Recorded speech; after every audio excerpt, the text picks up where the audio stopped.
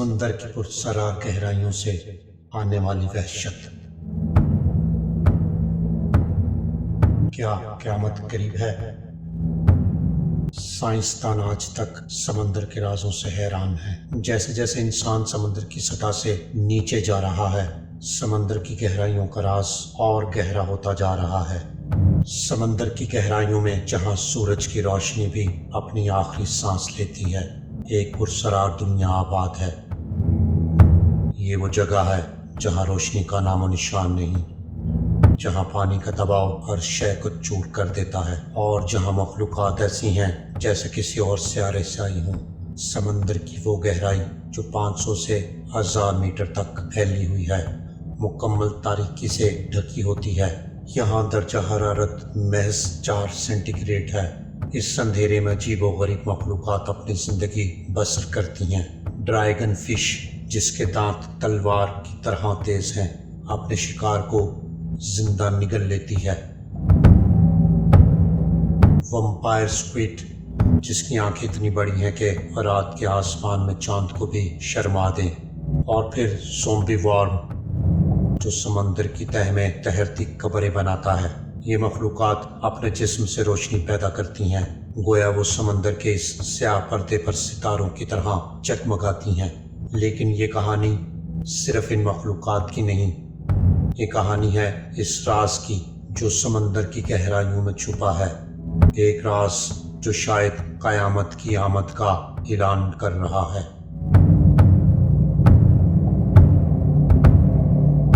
15 جنوری 2019 کی ایک سرد صبح میکسیکو کے ساحل پر ایک عجیب منظر دیکھنے کو ملا۔ سمندر نے ایک ایسی مخلوق کو ساحل پر پھینک دیا جیسے کسی پرانے افسانے سے نکل کر آئی ہو۔ یہ تھی اور فش، جسے جاپانی ریگونو تسکائی یعنی قیامت کا پیمبر کہتے ہیں۔ یہ چاندی کی طرح چمکتی 36 فٹ لمبی مچھلی اپنی خوبصورتی اور خوفناکی میں بے مثال تھی۔ ماہر سمندریات ڈاکٹر راؤل گونزالز اسے دیکھ کر سکتے میں آ گئے۔ انہوں نے کہا، یہ کوئی معمولی مچھلی نہیں، یہ فطرت کا پیغام ہے۔ مقامی مچھیروں نے اسے دیکھ کر سرگوشیاں شروع کر دیں۔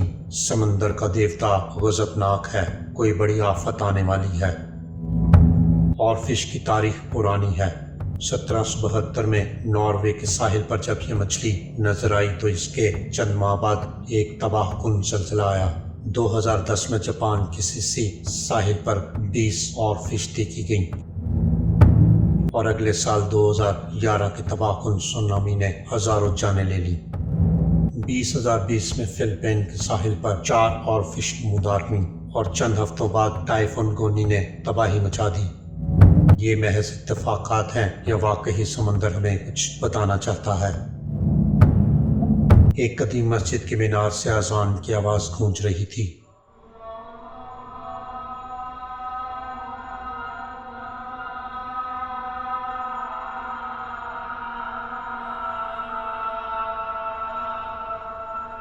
مولانا عبد الرحمن، ایک بزرگ عالم، قرآن کی ایک آیت سنا رہے تھے، سورہ طٰہٰ آیت نمبر 6۔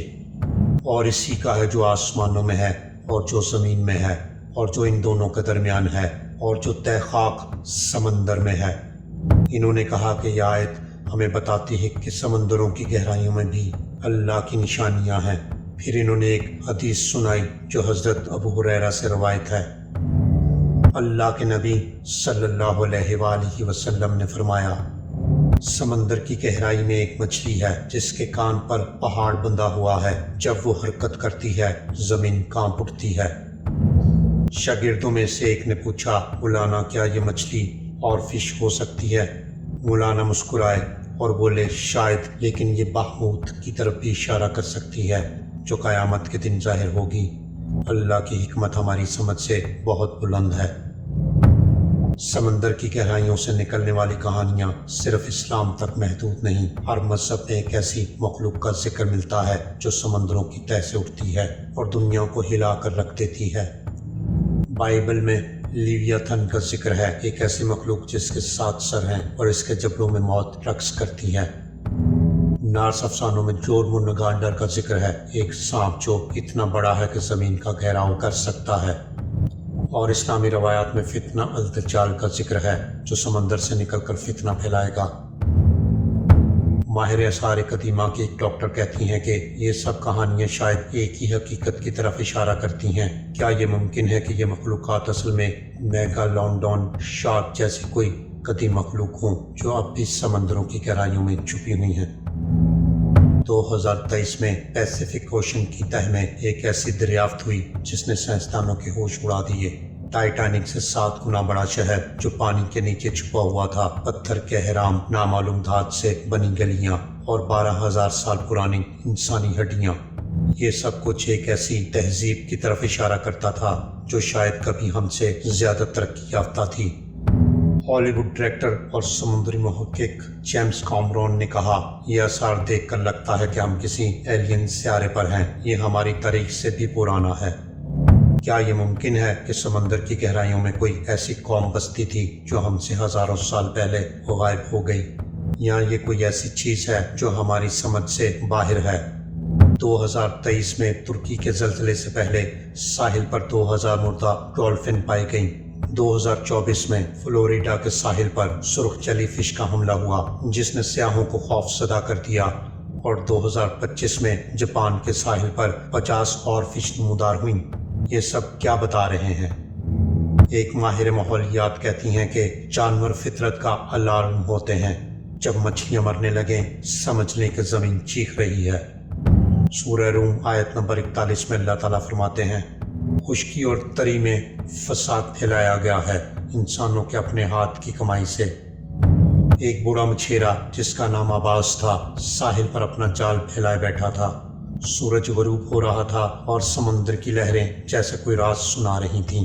اس کے بیٹے نے پوچھا، ابا کیا یہ سمندر ہمیں کچھ کہنا چاہتا ہے؟ عباس نے گہری سانس لی اور کہا، بیٹا یہ سمندر ہم سے بہت کچھ کہہ رہا ہے لیکن ہم سنتے ہی نہیں۔ ہم نے اسے پلاسٹک سے بھر دیا، تیل سے گندا کر دیا، اور اب یہ ہمیں واپس اپنا غضب دکھا رہا ہے۔ سورہ انعام آیت نمبر 99 میں اللہ تعالیٰ فرماتے ہیں، وہی ہے جس نے آسمان سے پانی برسایا اور پھر ہم نے اس کے ذریعے ہر قسم کی نباتات اگائی۔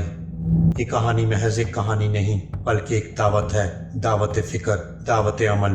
اگر ہم نے آج فطرت کی آواز نہ سنی تو کل ہمارے پاس سننے کے لیے کان نہیں ہوں گے۔ جب سمندر چیخے گا تو دنیا خاموش ہو جائے گی۔ کیا ہم اس چیخ کو سننے کے لیے تیار ہیں؟ یہ کہانی صرف ایک ویڈیو نہیں بلکہ انسانیت کو جگانے والی گھنٹی ہے۔